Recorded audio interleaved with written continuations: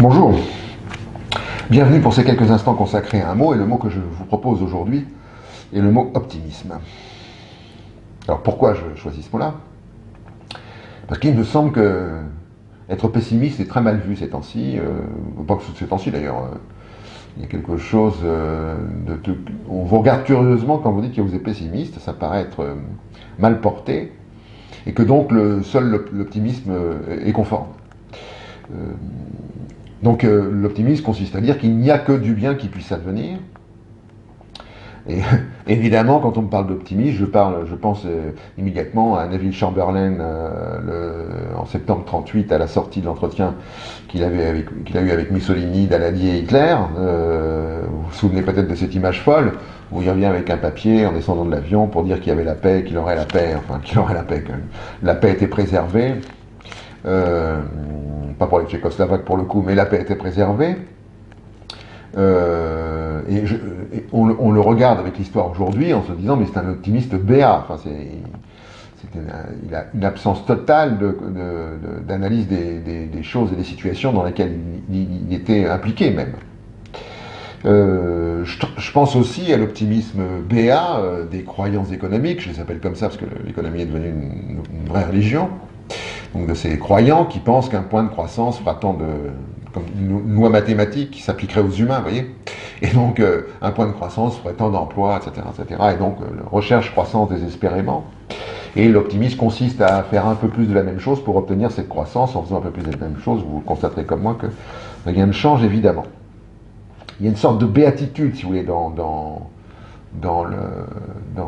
l'optimisme, me semble-t-il. Hein. C'est une sorte de déni du réel. J'y vois, si vous voulez, une recherche du bonheur à tout prix, y compris dans l'aveuglement, et de ne pas voir les choses comme elles sont finalement. Alors est-ce qu'il faut être pessimiste pour les voir comme elles sont? J'en sais rien, mais en toute état de cause, optimiste, ça c'est sûr que ça ne rend pas compte du réel correctement. Alors ça vient du étymologie, hein, forcément. C'est dérivé d'un adjectif latin qui est optimus, le meilleur, qui veut dire le meilleur. Et la première personne qui emploie ce mot-là, optimisme, enfin, qu'on connaît en tous les cas, qui emploie ce mot-là, peut-être a-t-il été employé, mais de façon qui ne nous est pas parvenue, le premier était un philosophe qui s'appelait Leibniz et qui postulait, lui, que tout ce qui existe manifeste le plus grand bien possible. Donc, je répète, c'est intéressant, tout ce qui existe manifeste le plus grand bien possible. Et donc, c'est la théorie, c'est une théorie optimiste, c'est comme ça qu'il l'a appelée. Alors après, le mot passe dans le langage courant, évidemment. Il est sorti de chez Leibniz pour rentrer dans notre langage à nous. Et il décrit globalement, il veut dire que c'est une façon de se comporter par rapport dans la vie qui consiste à voir le bon côté des choses. Je me dis, vous allez me trouver un peu obsessionnel, mais quand même, je me dis qu'en 1933, beaucoup d'Allemands ont tenté de voir le bon côté des choses et on connaît la suite. Donc, si vous voulez, dans l'histoire, le bon côté des choses, ça n'a jamais donné que des horreurs ou des impasses. Et me semble-t-il, voir le bon côté des choses, c'est détourner le regard sur les choses. Si vous prenez une chose, n'est-ce pas, imaginaire, bien entendu, qu'elle soit partagée en deux, d'un côté, il y aurait le bon côté, de l'autre côté, il y aurait le mauvais côté, je ne regarderai donc que la moitié de cette chose, si le partage est équitable. Je ne regarderai donc la moitié de cette chose et j'ignorerai l'autre moitié. Donc je ne peux pas appréhender le monde avec la moitié des choses, me semble-t-il. Et donc, ce faisant, on donne à cette chose dont je parle, imaginaire, qui était départagée en deux, on donne une signification que cette chose n'a pas. On interprète la chose en fonction de ce qu'on veut y voir, et ce qu'on veut y voir doit être réjouissant, donc, réjouissons-nous, mais la chose, elle, n'est pas forcément ni réjouissante, ni pas réjouissante, mais on ne l'a pas vue. En tous les cas, on a détourné le regard.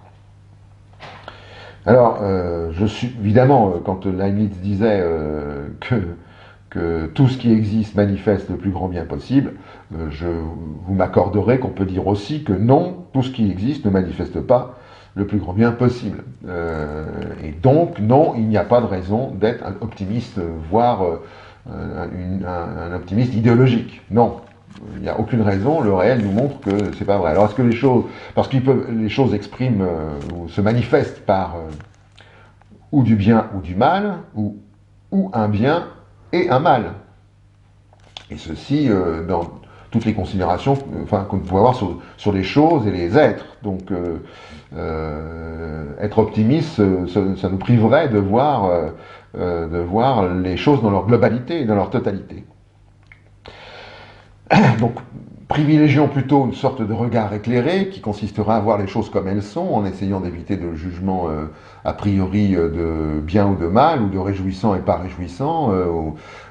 Et puis, voyons ces choses-là comme elles sont, le plus possible en tous les cas, même si effectivement elles peuvent nous heurter, choquer, pour leur côté ce qu'on considère le plus sombre, ou qu'elles peuvent nous ravir et nous enthousiasmer pour le côté qu'on considère le plus clair.